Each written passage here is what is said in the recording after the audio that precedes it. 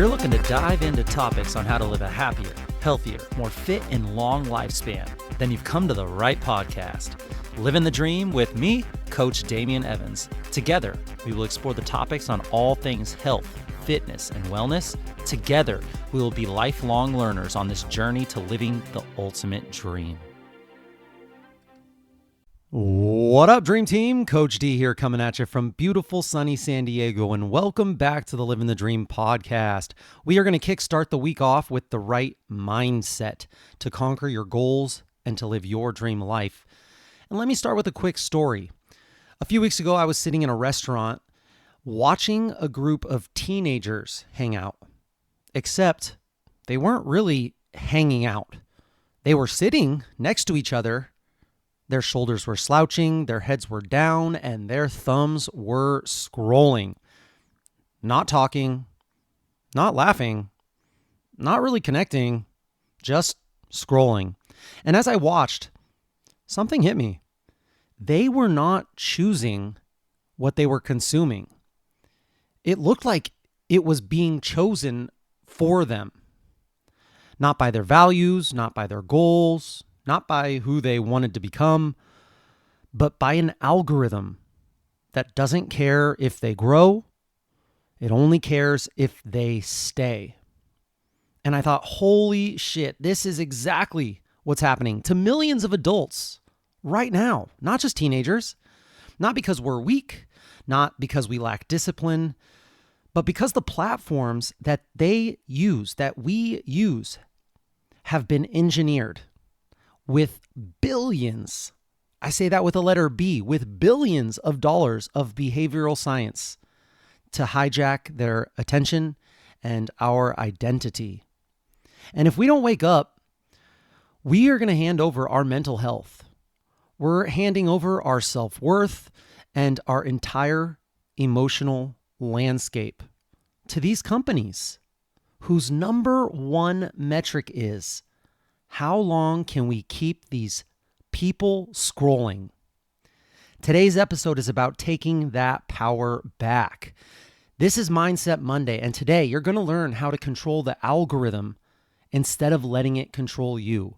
The algorithm of the mind.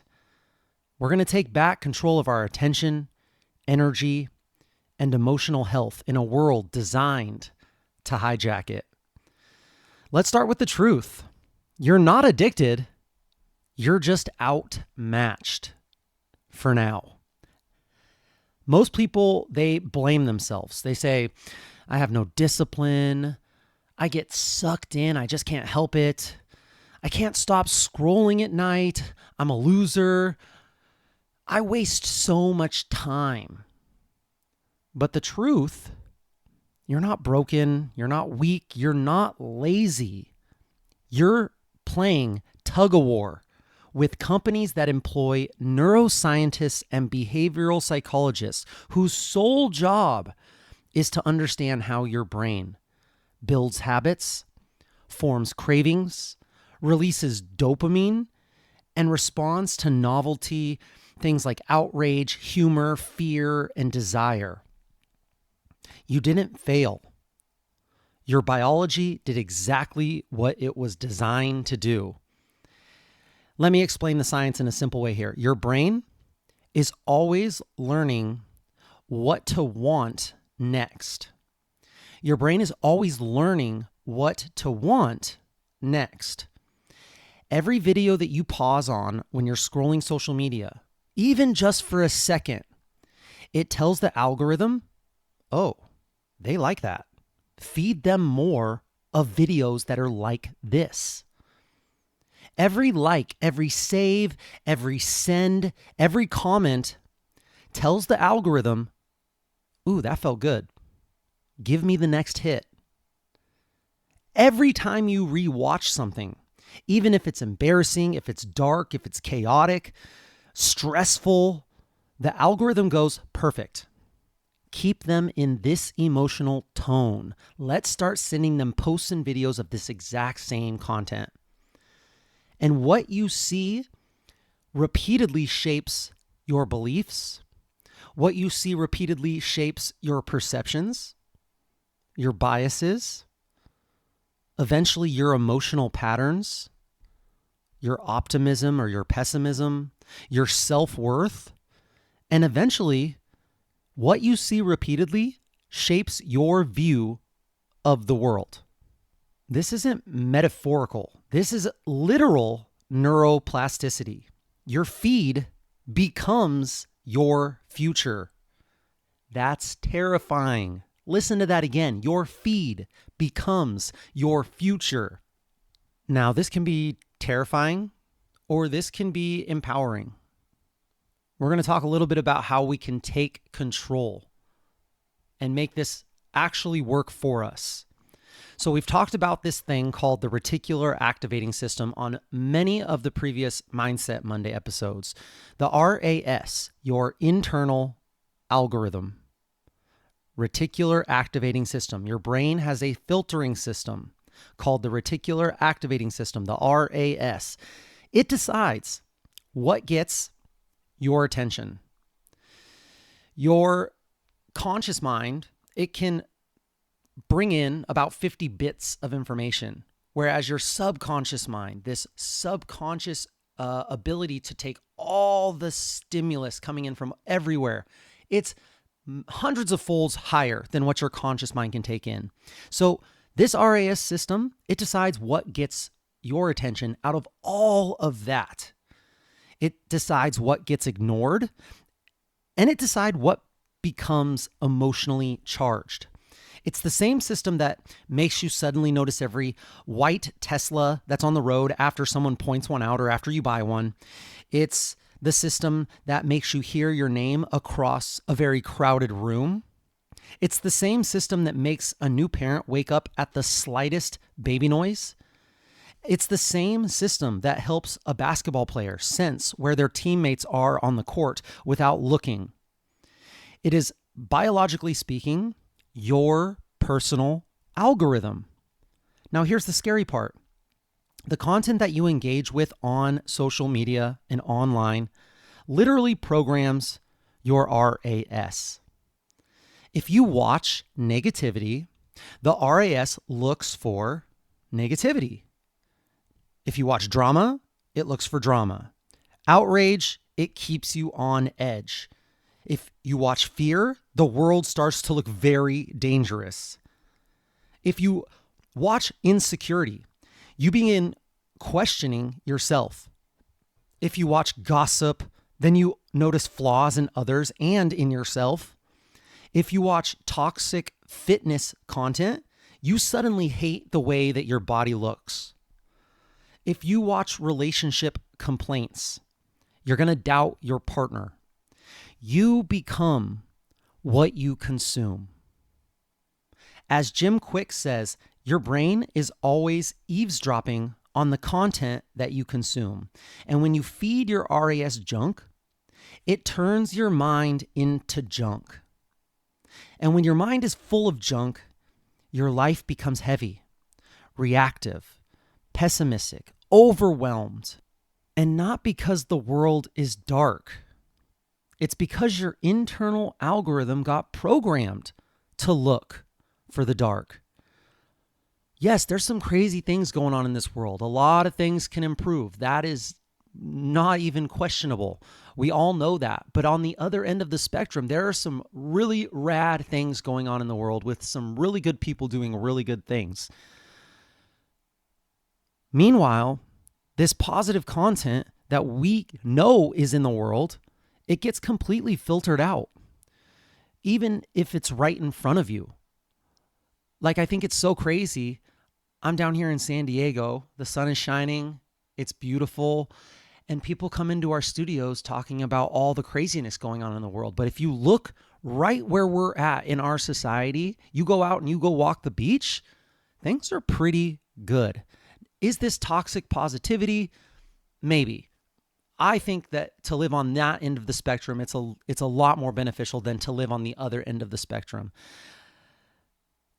That is why two people can live the same day, that they can have the same exact experiences, and one sees blessings while the other sees burdens.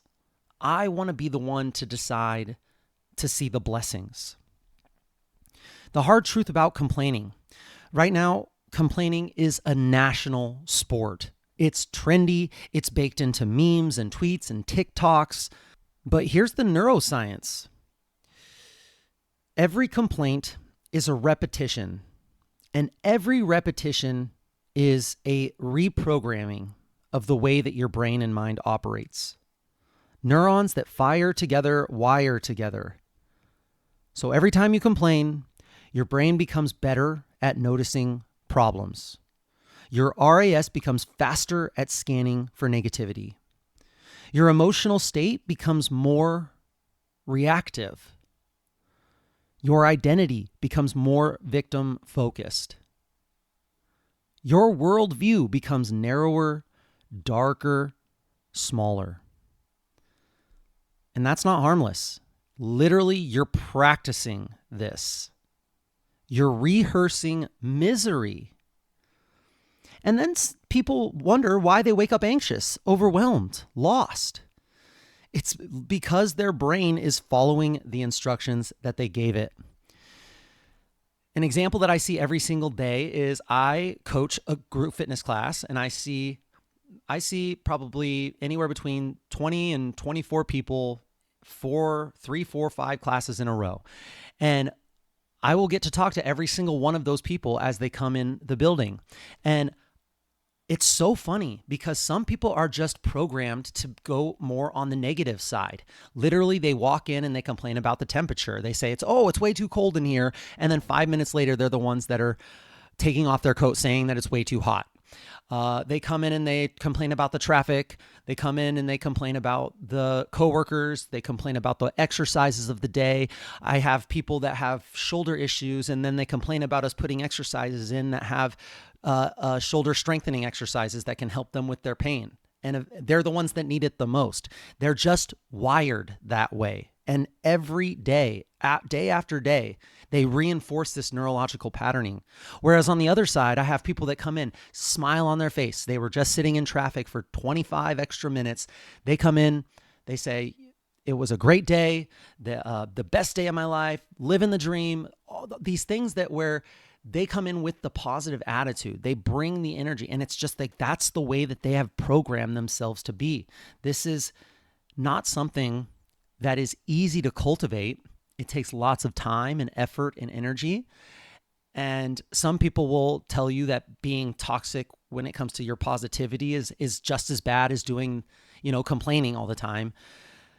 But your brain will do whatever it's reinforced to do. I would much rather live on the side of having more positivity than having to deal with this negative cloud over my head day after day, even when you live in a place like sunny San Diego. Let me hit you with a little parable here. This is from Jim Quick. He's a brain specialist, a memory specialist. He's an author. He talks, has so many good talks online. He said to imagine your mind like a garden. Your mind is a garden. You don't get to control the weather. You don't get to control the seasons. You don't get to control every seed that blows into your garden. But you do control what you water. You do control what you pull and what you prune and what you plant. You do control what you leave in the soil. Now imagine scrolling your feed is like holding a watering can with a broken valve. Anything that you linger on for even a moment, it gets watered. So you come across this Israel-Gaza post that has bombs flying over and killing innocent civilians. Fear gets watered. Drama gets watered. You scroll over a fitness celebrity and their abs are popping and their booty is popping and they're lifting 400 pounds over their head. And you watch it and insecurity gets watered. Envy gets watered. You have this report that you need to do, but there's a notification. I got to get my notification. I got to clear that out. So I'm going to go, my friend just sent me this video and now I'm in a rabbit hole of cats wrestling with puppies and procrastination gets watered. But here's the part that most people miss. Yeah, your algorithm is powerful in this way, but it's literally not doing this to make you procrastinate, to make you have envy, to make you compare yourself to others. It's just doing its job. Whatever you linger on the most, whatever you interact with the most, it will show you more of. You are choosing what gets watered. The algorithm isn't choosing the seeds of this garden. You are choosing the seeds. And a garden grows what you water, not what you wish for. So the question becomes, what are you consciously watering? And what could you water instead?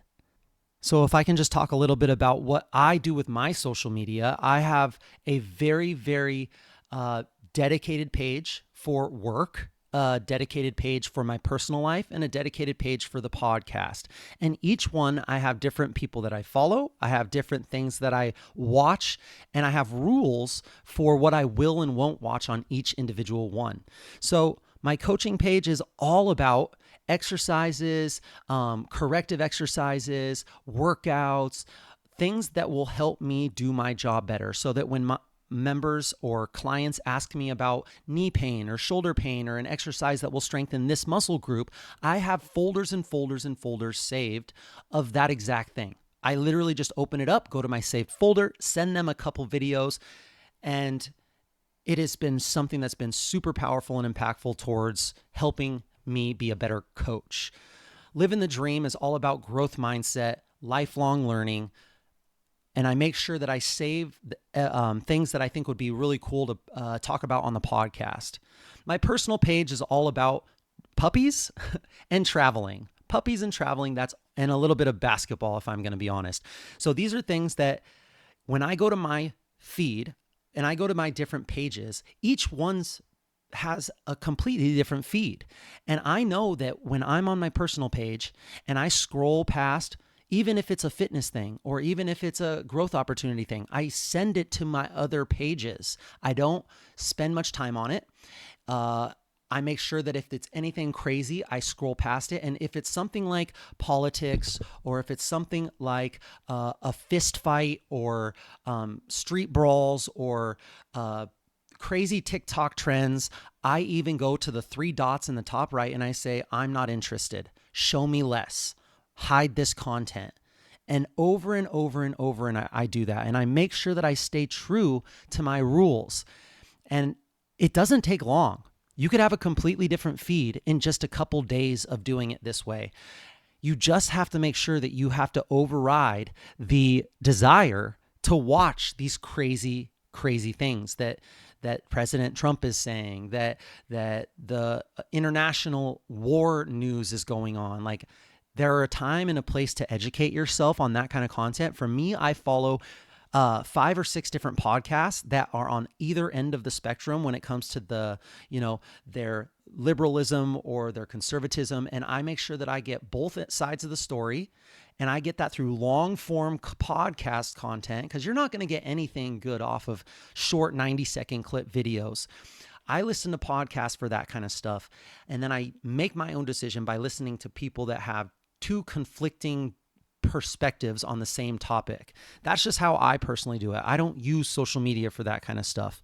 So hopefully that kind of shows you what social media can be like, what social media can be used for. It can be a tool that you use, like fire or a hammer, or it could be a tool, it could be a thing that uses you as the tool.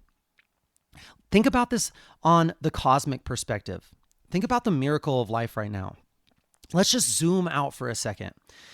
You have won the ultimate lottery. The probability of you existing is something insane, like 1 in 400 trillion, just of you existing. Think about all your ancestors. All of your ancestors, your mom and dad, their mom and dads, and their mom and dads, and all the way up the ancestral chain. They survived plagues, wars, famines, predators, ice ages, scarcity, the things that you and I cannot even fathom, they all survived that long enough to be able to reproduce, to eventually come to us. Your brain is the result of millions of years of evolution. Your body is a supercomputer of biology. And your consciousness is rare in this universe. Most particles will never become people. Most cells will never become consciousness. Most life will never know love, art, music, laughter, sunsets, or meaning. And we get all of that. And you're going to hand your one precious life over to a 30-second clip of someone complaining, or a TikTok video designed to piss you off, or a stranger that you'll never meet commenting on something that you disagree with, or an algorithm designed to profit off of your attention. Hell no. No, you're worth more than that. Your life is bigger than that. Your potential is greater than that. You were born with the ability to shape your mind, not surrender it.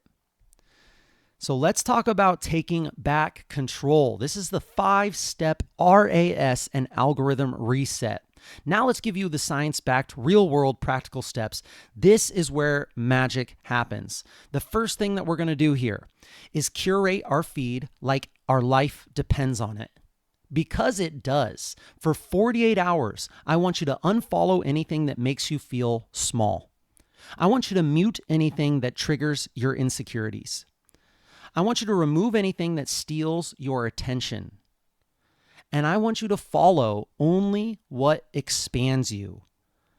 Mute, unfollow, show less, these things that you know are not good for your mind. They're junk for your RAS.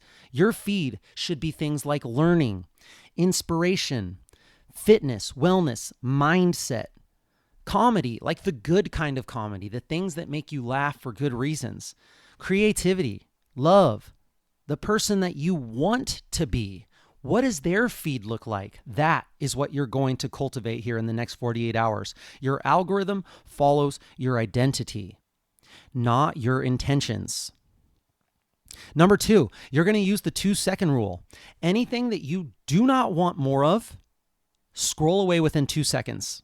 1,000, 2, 1,000. No lingering, no curiosity pause, no, oh, wow, people are crazy. 2 seconds equals algorithm neutral. 3 seconds or more equals algorithm locked in. You have to be strong here. You have to know what you're on this app for. Number 3, train your RAS with 3 daily questions. Ask yourself every single morning, what is the one thing that I want to see today? Ask yourself, what is the one thing that I want to feel today?